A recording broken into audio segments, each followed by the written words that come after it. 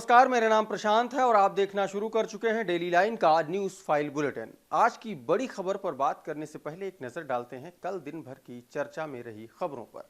केरल में एक बार फिर से निपाह वायरस ने दस्तक दे दी है। 4 लोगों में यह वायरस पाया गया, जिसमें से 2 की मौत हो गई। वहीं G20 के सफल आयोजन के बाद प्रधानमंत्री नरेंद्र मोदी पहली बार भारतीय जनता पार्टी के मुख्यालय पहुंचे, जहां उनका जोरदार स्वागत किया गया। वहीं कल ही मोदी कैबिनेट की बैठक में फैसला लिया गया कि 75 लाख महिलाओं को नए गैस कनेक्शन बांटे जाएंगे। और अब बात करते हैं आज की बड़ी खबरों की। और आज की बड़ी खबरों में सबसे बड़ी खबर है जम्मू कश्मीर से। जम्मू कश्मीर के अनंतनाग में आतंकियों से हुई मुठभेड़ में 3 अफसर और 2 जवान शहीद हो गए। वहीं एक जवान लापता बताया जा रहा है। शहीदों में सेना के कर्नल मनप्रीत सिंह, मेजर आशीष ढोंचक, कश्मीर पुलिस के डीएसपी हुमायूं भट्ट भी शामिल हैं। बता दें कि बुधवार को सर्च ऑपरेशन के दौरान आतंकियों ने सुरक्षा बलों पर गोलीबारी कर दी। जानकारी के मुताबिक मुठभेड़ अभी भी जारी है। हमले की जिम्मेदारी लश्कर-ए-तैयबा से जुड़े प्रतिबंधित संगठन रेजिस्टेंट फ्रंट ने ली है। अधिकारियों का मानना है कि ये वही आतंकी हैं जिनसे पिछले 4 अगस्त को कुलगाम में जंगल में मुठभेड़ के दौरान 3 जवान शहीद हो गए थे। अब आपको बताते हैं कि यह खबर आपके लिए जरूरी क्यों है, अहम क्यों है। दरअसल कश्मीर में पिछले 3 साल में यह सबसे बड़ा हमला है जिसमें इतने बड़े अफसरों की शहादत हुई है। इससे पहले कश्मीर के हंदवाड़ा में 30 मार्च 2020 को 18 घंटे चले हमले में कर्नल, मेजर और सब इंस्पेक्टर समेत 5 अफसर शहीद हो गए थे। वहीं इसी साल जनवरी से अब तक जम्मू कश्मीर में 40 आतंकी मारे गए हैं। इसमें से 8 स्थानीय थे और बाकी सभी विदेशी थे। बढ़ते हैं आज की अगली बड़ी खबर की तरफ। केंद्र सरकार ने 18 से 22 सितंबर तक संसद का विशेष सत्र बुलाया है। इस दौरान संसद में 4 बिल पेश किए जाएंगे। राज्यसभा की ओर से जारी किए गए संसदीय बुलेटिन में इसकी जानकारी दी गई है। जानकारी के मुताबिक सत्र के पहले दिन यानी कि 18 सितंबर को राज्यसभा में 75 सालों की संसदीय यात्रा, उपलब्धियां और अनुभव, इसके अलावा यादों और सीख पर चर्चा होगी। वहीं 17 सितंबर को प्रधानमंत्री मोदी नए संसद भवन पर राष्ट्रीय ध्वज भी फहराएंगे। आपको बता दें कि इसी दिन प्रधानमंत्री नरेंद्र मोदी का जन्मदिन भी है और विश्वकर्मा जयंती भी है।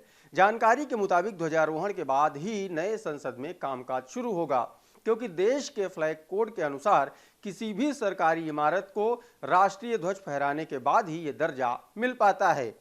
अब आपको बताते हैं कि यह खबर अहम क्यों है। दरअसल 18 सितंबर से शुरू हो रहे विशेष सत्र की पहले दिन की कार्यवाही पुरानी संसद में होगी। संसद में इस विशेष सत्र के दौरान कोई प्रश्नकाल और शून्यकाल नहीं होगा। इसके साथ ही किसी भी सदन में प्राइवेट बिल भी पेश नहीं किया जाएगा।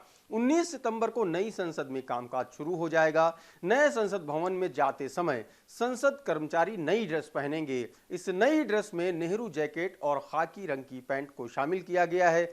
लोकसभा सचिवालय के एक इंटरनल सर्कुलर के अनुसार ब्यूरोक्रेट्स बंद गले के सूट की जगह मैजेंटा या गहरे गुलाबी रंग की नेहरू जैकेट पहनेंगे। उधर संसद के विशेष सत्र से पहले केंद्रीय संसदीय कार्य मंत्री प्रहलाद जोशी ने 17 सितंबर को सर्वदलीय बैठक भी बुलाई है। और अब बात करते हैं आज की अगली बड़ी खबर की। सुप्रीम कोर्ट ने बुधवार यानी कि 13 सितंबर को मीडिया ट्रायल को लेकर के कड़ी नाराजगी जताई है।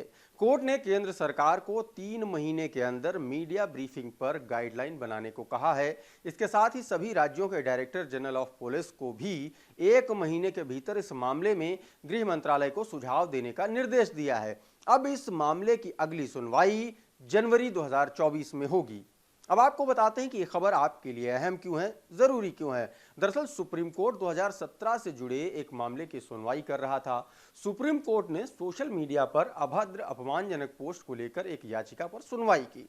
जस्टिस BR गवाई और जस्टिस प्रशांत कुमार की बेंच ने कहा कि सोशल मीडिया पर अपमानजनक पोस्ट करने वालों को सजा मिलनी जरूरी है।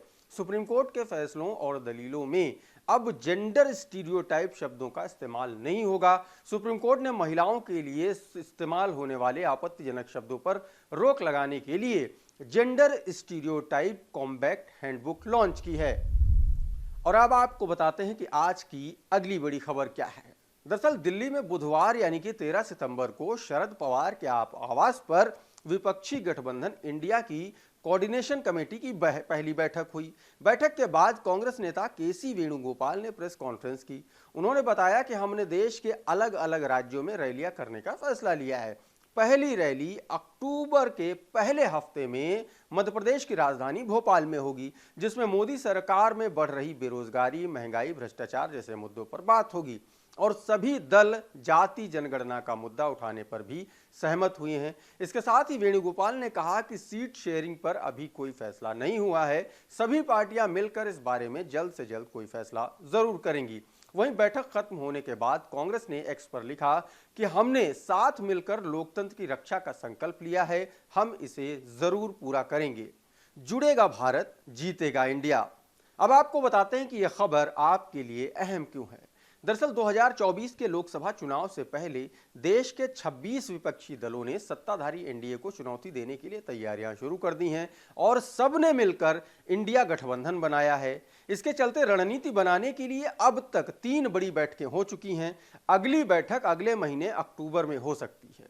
पिछली यानी कि तीसरी बैठक मुंबई में हुई थी। उस बैठक में कोऑर्डिनेशन कमेटी और कैंपेन समेत 5 कमेटियां बनाई गई थीं।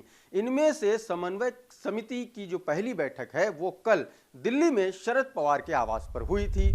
चलिए आपको बताते हैं कि आज की अगली बड़ी खबर क्या है। तो दिल्ली के मुख्यमंत्री अरविंद केजरीवाल बुधवार से पंजाब के 3 दिवसीय दौरे पर हैं। केजरीवाल पंजाब में 13 से 15 सितंबर तक कई कार्यक्रमों में हिस्सा लेंगे और विधानसभा चुनाव के दौरान पंजाब की जनता से की गई कुछ बड़ी गारंटियों को भी पूरा करेंगे। इसी कड़ी में उन्होंने शिक्षा की गारंटी के अंतर्गत अमृतसर में पहले स्कूल ऑफ एमिनेंस का उद्घाटन किया। यहां उन्होंने जनसभा को भी संबोधित किया। सभा को संबोधित करते हुए अरविंद केजरीवाल ने वन नेशन वन एजुकेशन का नारा दिया। उन्होंने कहा कि पंजाब के अंदर आज से शिक्षा की क्रांति की शुरुआत हो रही है। हालांकि केजरीवाल ने कांग्रेस या फिर पंजाब में गठबंधन को लेकर के कोई बयान नहीं दिया।